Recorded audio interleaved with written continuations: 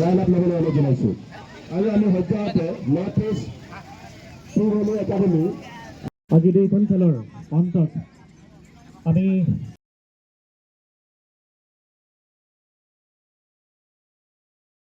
वैश्विक मुक्ति छात्र संगठन के सभी लोगों को, उमानंद मोरान को स्पेशली थैंक यू बोलना चाहूंगी कि इन लोगों ने शहीद हमारे भास्कर कलिता को ये सम्मान दिया और पहली बार उनको ये पहचान दी।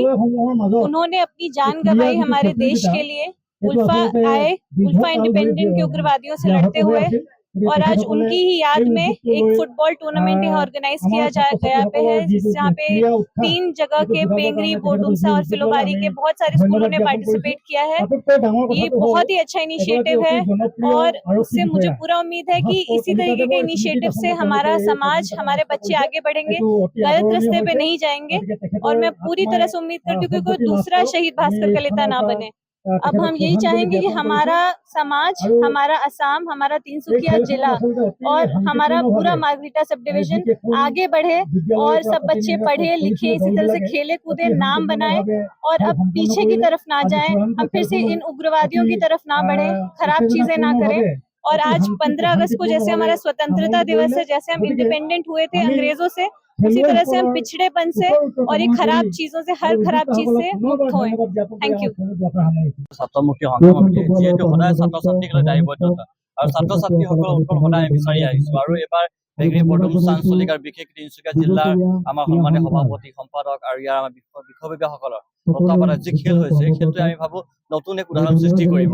আৰু আজিৰ পৰা বহু বছৰ পূৰ্বতে আমি নিজে যেতিয়া খেলিছিলোঁ, মই স্কুল পঢ়ি আছোঁ, তেতিয়া ইণ্টাৰ কলেজ বা ইণ্টাৰ স্কুল বুলি খেলবোৰ হৈছিলে, কিন্তু লাহেকৈ এই ইণ্টাৰ হাইস্কুলৰ যি পৰিৱেশ নাইকিয়া হৈ পৰিছে আৰু নাইকিয়া হোৱাৰ লগে লগে যিসকল খেলুৱৈ, যিসকল প্ৰতিভাৱান ছাত্ৰ ছাত্ৰী, সেই প্ৰতিভাৱান ছাত্ৰ ছাত্ৰীৰ সুযোগ পোৱা নাছিল। কিন্তু এইবাৰ ছাত্ৰমুখী সংগ্ৰাম সমিতি তিনিচুকীয়া জিলাৰ বেগৰী বৰডুমচা আঞ্চলিক সমিতিয়ে যি উদ্যোগ লৈছে, শলাগ ল'বলগীয়া অনাগত দিনত এই খেলখন আমি চিৰদিনৰ কাৰণে দীৰ্ঘজীৱী কেনেকৈ কৰিব তাৰ কাৰণে আমি আলোচনা কৰিবলগীয়া আছে। আৰু একে সময়তে আমি ভাবোঁ এই ছাত্ৰ ছাত্ৰীসকলৰ যি প্ৰতিভা দেখিছোঁ, এই প্ৰতিভা এদিন অসমীয়া মানুহবোৰক আৰু অসমীয়া খেল জগতক এক নতুন এক ইতিহাস লিখিবৰ কাৰণে আগবাঢ়ি গৈ আছে। আৰু এটা দেখা গৈছে যে বৰ্তমান সময়ত ড্ৰাগছৰ প্ৰতি আসক্ত হৈছে প্ৰত্যেকগৰাকী নৱপ্ৰজন্ম।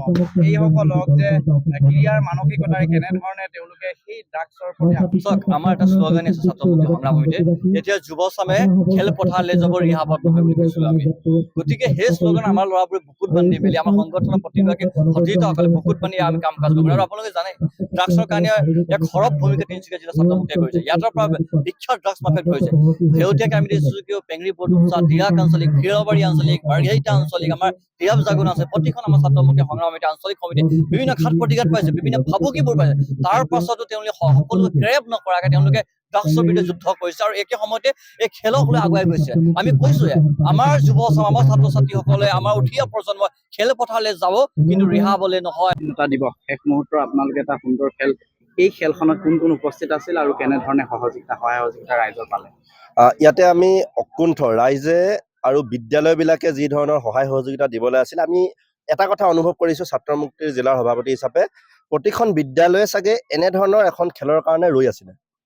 আমাৰ আমন্ত্ৰণটোৰ কথাটো বাদ দিয়ক, তেওঁলোকে এই ধৰণৰ খেল এখন পতাটো তেওঁলোকে বিচাৰি আছিলে। আৰু এইখন মোৰ পিছফালে যিখন বুইডিং আদৰ্শ বিদ্যালয় আছে, তাতে মই 10 বছৰ পঢ়িছোঁ।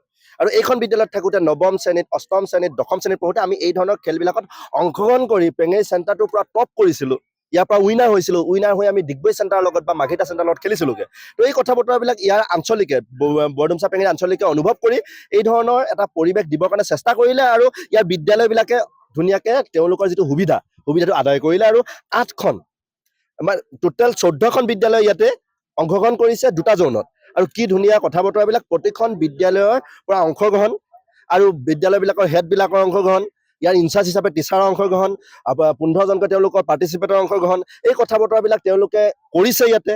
সমান্তৰালভাৱে পুলিচ প্ৰশাসনে আজি শেষৰ দিনটোত বিশেষভাৱে SDPO মেম সম্ভাৱী মিশ্ৰ ডাঙৰীয়ানী, সমান্তৰালভাৱে 2খন থানাৰ OC বিশেষকৈ নবীন চেতিয়া ডাঙৰীয়া পেঙেৰি আৰু জয়ন্ত কলিতা ডাঙৰীয়া বৰডুমচাৰ পৰা তেওঁলোকে আহি খেলখন প্ৰথমৰ পৰা শেষলৈকে তেওঁলোকে খুব ধুনীয়াকৈ চাইছে আৰু তেওঁলোকে গোটেই শেষৰ অনুষ্ঠানটোতো তেওঁলোকে অংশগ্ৰহণ কৰিছে।